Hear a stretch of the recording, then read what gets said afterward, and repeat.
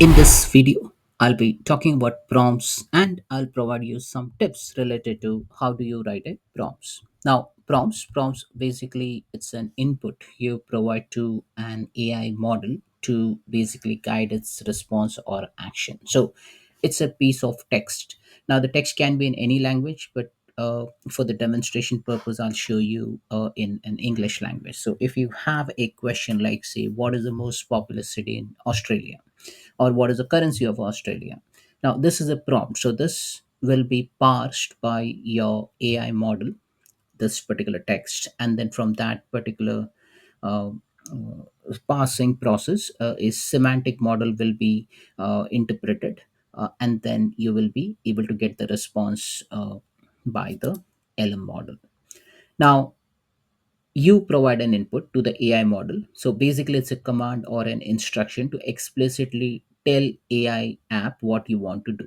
Now, what is prompt engineering? Prompt engineering is basically a process of crafting clear, specific, effective instructions to guide AI model to generate the desired output.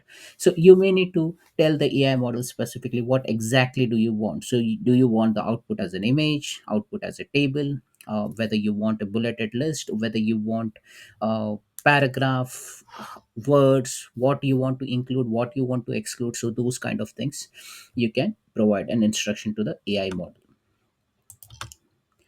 Now, as you see in the app like Power Automate, you get this area when you navigate to Power Automate application. So make.powerautomate.com or make.powerapps.com or in the Copilot Studio interface. So this is the area which is highlighted here where here this is a place where you can type in your prompt and then ask AI model to perform. Now, first here in Power Automate, you will describe in detail what your automation work should be. In Power Apps, you will specify a problem that and then you will ask Power Apps to make a plan for you. Or in Copilot Studio, you will just converse with the agent just by typing the question or describe what you want you to get the response from the model. Similarly, there is a Cloud and M365 Copilot app. So here we will just type in what I want to do, and then same with Copilot. Now, let me just go out of the slide and then show you the application. So if I have this Cloud application, I'll go into the Cloud application. I'll say, how can I help you today? I'll say, give me 10 countries in Europe. So this is just a simple prompt. Now I can make it very specific, but I have just given a simple prompt as give me 10 countries in Europe. I didn't ask for a list. I didn't ask for a bullet. It has understood the prompt and then it has given me that interpretation. But not every time it will give you that complete list. Similarly, if you go into Power Apps over here, so let me go into make.power apps and let me open Power Automate and Copilot Studio as well. So apps, Copilot Studio. So Power Apps first here. When you open the Power Apps in the home screen, you will be presented with a like a prompt box through which you can type in describe a problem that users have today. So here in the prompt box, you can type in the text and also you can give a context by providing adding the file. So you can specify you can add a file and then you can ask that particular prompt to refer to that file to interpret something. And then there are something which you can also include if you want to include the preview features as well. Now there are predefined prompts which are already available, so if you select over here, so it will automatically come here and then you need to just expand on further of what you exactly want your plan to be. For Power Automate, here if you want to build the automation, same thing, it will give you the suggested flow description. There is no add files over here. It depends on how this particular screen was designed. Now if I select one of the item, I can pick up uh, and then it will pick up those value and then it will start working on that particular application and it will give you the result as well. Similarly for Copilot Studio, if you have an application built, so if I go to the agents, I've already built our agent on the right hand side, you will be able to see different interface through which you can ask a question or describe what you need. So this is how you can write a prompt. Now that's all about prompt. Now how do we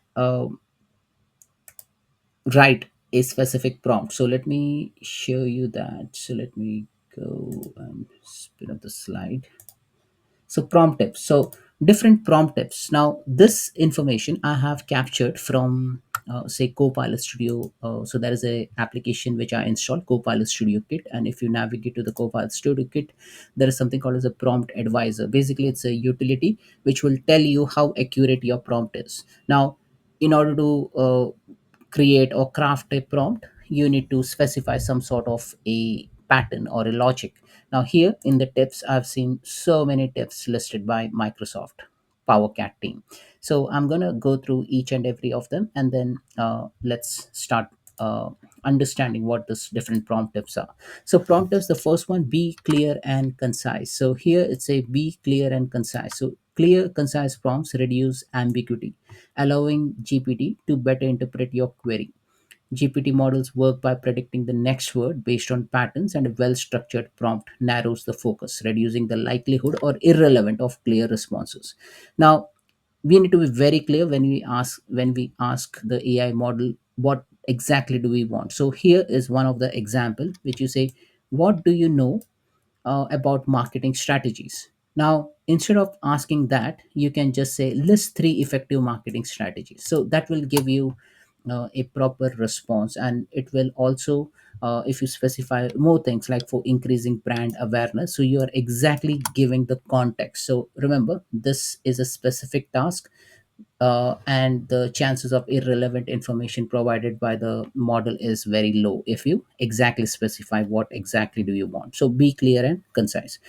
Then we have, you need to use an examples while giving. So if for a GPT model, so if you just say, if you see this examples guides GPT by showing the desired output, effectively setting expectations for the response.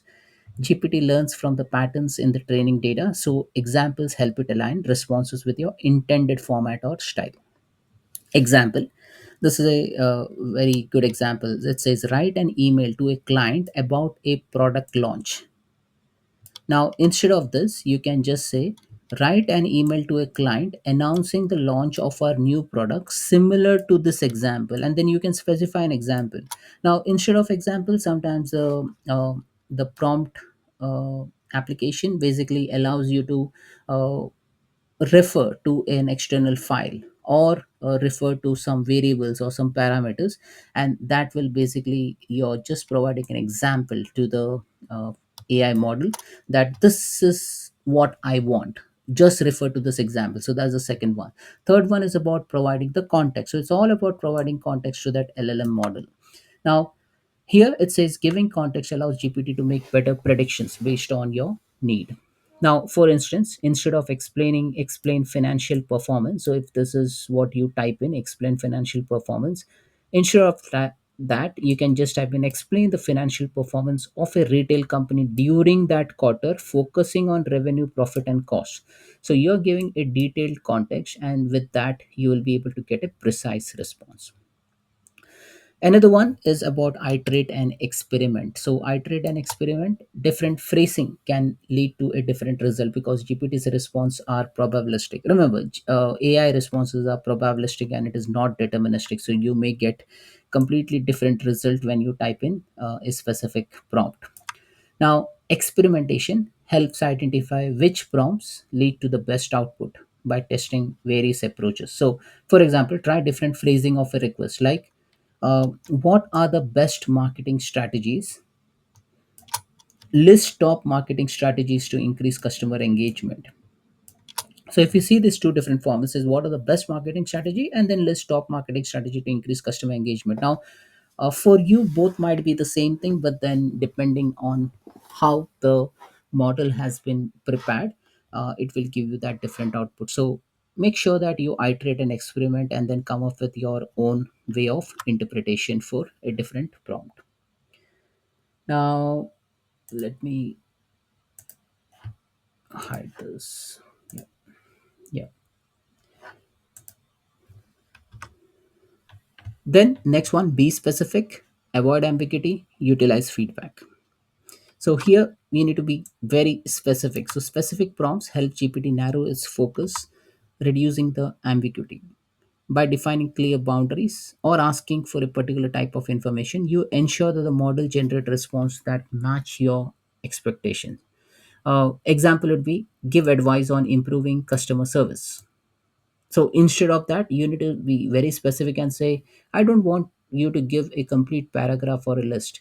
Just give me three tips for improving customer service at a mid-size retail store. Now, if you see, this is the keyword, mid-size retail store. So you are being very specific and you are telling that you just want three tips. You don't want to get overwhelmed with all the information that GPT might provide you. Similarly, we have avoid ambiguity. So your command should be very, very clear. Now, here, ambiguity confuses GPT because it relies on patterns learned from vast data sets. So, this is one example. So, tell me about leadership. Now, instead of that, you just say, explain the key traits of effective leadership in a remote work environment. Now, leadership can span across multiple domains, right? Now, here you have been very specific and you are telling that you just want the traits of effective leadership and also about effective leadership and in a remote work environment. So, just by providing a various context and also providing detailed prompt, you're avoiding ambiguity. So, these are the different ways through which you can uh, fine tune your prompt. Then we have utilize feedback. So utilize feedback. Now example would be if the model's response isn't what you expect, you can adjust accordingly. For example, if asking summarize quarterly performance. So take for example, if you're just asking summarize quarterly performance, it yields an incomplete answer. Then you just say summarize revenue, expenses and profitability for Q2 2024, because the quarterly performance can have 100 parameters in it. Now you are explicitly asking summarize the revenue, expenses and profitability for a specific quarter. Then we have test and refine. So here, example would be list ways to improve customer retention. So if you just type in list ways to improve customer retention, that will give you generic response. You specify list three data driven strategies for improving customer retention in the software as a service industry. So this small change, although it's a very small change, but it will help you get that correct response from the LLM model. So GPT models improve responses through iterative refinement. Testing different prompts let you see which version of GPT responds to best. Then learn from others. So studying successful prompts basically reveals how certain phrasing or context settings guide GPT effectively. GPT responds well to prompts that mimic the structured patterns in the training data. So basically, it's all about training your LLM model, and if possible, you can fine tune your LLM model as well to get the correct response. Now, limit open-ended question. So instead of asking what can you tell me about software industry, you just say what are the three key trends impacting the software industry in 2024. So again, you are putting that precise precision, and also you are being very specific and you're giving the context to the LLM model.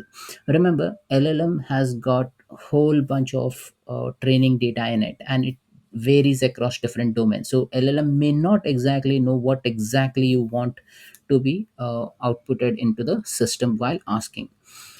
So then we have defining roles. Now this is important. I've seen many people not using it. Now, while, so let me read this. Assigning a role provides GPT with a specific context. So again, it is all about context to operate within. This helps the model stimulate more accurate and relevant response by aligning the role with the pattern. So for example, you just say as a financial analyst, provide an assessment of the company's Q3 earnings. So as a something, so as a software engineer, as a pilot, as a doctor, if you give that context to the GPT, then it will take that context of that specific domain or work area, and then it will start extracting information through the knowledge sources. So this is very much important. So you need to specify the defined role. Then we have something called as the use constraint. So constraining means you are limiting something. So If you see over here, it says, for instance, provide a 100-word summary of this report. Now, what does this mean? Uh, Provide a 100-word summary of this report. It helps GPT focus on brevity, whereas explain this topic could lead to an overly detailed response. So, if you just type in a generic prompt, explain this topic, that will give you a very detailed response. But if you are very specific, you just word say 100 word summary of this report, then it will give you you're actually putting a constraint around it, and then you're just saying, I just want to constrain the output. Then we have specify output format. This is also one of the important thing. What exactly do you want? Do you want a graph? Do you want a chart? Do you want a table? Do you want a list? Do you want a bullet item? So you need to exactly specify. So instead of telling explain the report findings, you can just say explain the report findings in bullet point with three recommendations. So what does this prompt will do? It will give you the three report finding, and plus it will give you a list of recommendations as well. So if this is what you want, you need to exactly call that out. Just don't write in explain the report finding. This is another important one. Ask for step by step responses. So if you're asking for a procedure, or if there is a standard operating procedure for a specific activity, then step by step guidance basically help GPT structure its answers clearly. Now, for instance, explain how to conduct a market analysis step by step ensures GPT provides a more detailed and logical breakdown. So, if you use that word step by step, so we know it will be giving you in some sort of a bullet form, or maybe it can give you a sub bullet form as well, 1.a, 2.a, 2.3.a, and then it will give you that step by step response. Basically, it's a guidance that will help GPT structure its answers very clearly. Then we have clarify assumptions. So assumptions basically provide clarity, helping GPT fill in necessary gaps without making incorrect references. Stating assumptions upfront reduces the risk of modeling default to irrelevant or incorrect information from his broad training data. So instead of just typing, how should I improve the customer service? You need to specify, assume the business is an online retail store. How should I improve customer service? Now, with this small tweak, you have clarified your assumptions. So you have exactly specified what your business is, and then the task which needs to be completed is how should I improve the customer service. So this is what you are asking, but then you are giving that constraint, or maybe you're just providing more clarity around the assumption. So you just use the word assume. Okay. And then use consistent terminology. Now, I've seen this happening multiple times with people writing a prompt. Sometimes they call their customer customer, sometimes they call their customer client, sometimes they call them as account, or sometimes they call it something else. Now, for example, avoid switching between client and customer in the same prompt.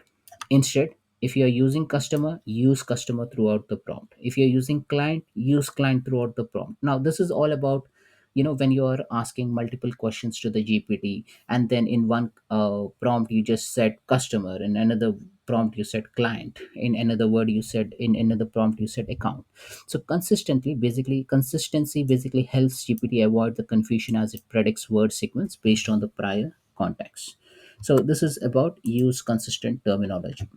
And I believe the last one would be this one. Ask the model to think aloud. Start simple and build complexity. Leverage follow up questions and balance creativity and control. So let's look into one of this. Ask the model to think aloud. Now, encouraging GPT to explain its reasoning. So you can, with the new reasoning model, you can also ask GPT to, uh, or your LLM to explain the reasoning. So you ask, explain your reasoning for recommending these marketing strategies. So if you ask for what are the five different marketing strategies, and then GPT provides you that output, then you can ask for the reasoning, that why did this GPT provided me this kind of responses, and it will give you some sort of a steps or a bulleted list, and it will give you that justification on why this responses was provided. Similarly, on this, start simple and build complexity. So don't ask everything in the first instance. So you start with a simple conversation and just say, what are the key factors in customer satisfaction? So you first extract the key factors. And then you just say, how can these factors be applied in a subscription business model? Now, what might happen is, like, if you combine these two queries, you may not get a proper response. Now, once GPT understands your context, like what exactly are you talking from this entire domain, it will start looking into, say, specific factors of customer satisfaction. And then once you specify more clarity around how can these factors be applied in a subscription business model, that will help you break down the complexity into multiple simple prompts. Leveraging the follow up questions. So, follow up questions let you clarify or expand on initial responses. So, GPT processes each input independently. So, follow ups help ensure the conversation stay on track and focused on the evolving needs. Now, for example, what are the common sales challenges? Now, you can follow up with, how can a mid-size retail company addresses these challenges? Now, what this particular tip is all about, you need to leverage that follow-up question. So first you ask what are common sales challenges, and then you ask how can a mid-size retail company address this challenge. So you're giving some more information to GPT in terms of the size of the company. So it will only provide you response on the mid-size retail company and not the entire uh, domain through which it has been trained for. Then you need to balance creativity and control. Now, allowing some creativity gives GPT flexibility to generate the diverse output. Now, example, in a brainstorming session, you could ask, suggest 5 innovative product ideas for the healthcare, ensuring each idea can be implemented with existing technology. So this keeps basically creativity focused. So uh, remember, too much freedom can lead to off topic responses. So you need to provide guidelines or constraints while crafting your prompt. It will help maintain that focus while encouraging creative problem solving. So these are some of the tips. So I think I've covered around 20 tips. Now these are very, very important tips which will help you craft the response, and not all the time you may use all these things at once, but if you want to get some proper response, you need to understand the format, you need to understand the structure, you need to understand the context, you need to understand the specificity, starting simple, building complexity, leveraging the follow-up questions, asking the model to perform that reasoning for your response, specifying the output format like the table or like the bullet, using the consistent terminology, making the question like a close ended, don't put like an open ended questions in the prompt. Specifying the roles, this is important, specifying the constraint, utilizing the feedback, avoiding ambiguity, and being more specific. So that's it, folks. This is all about the prompt tips which you can utilize while crafting your prompt. Thanks for watching.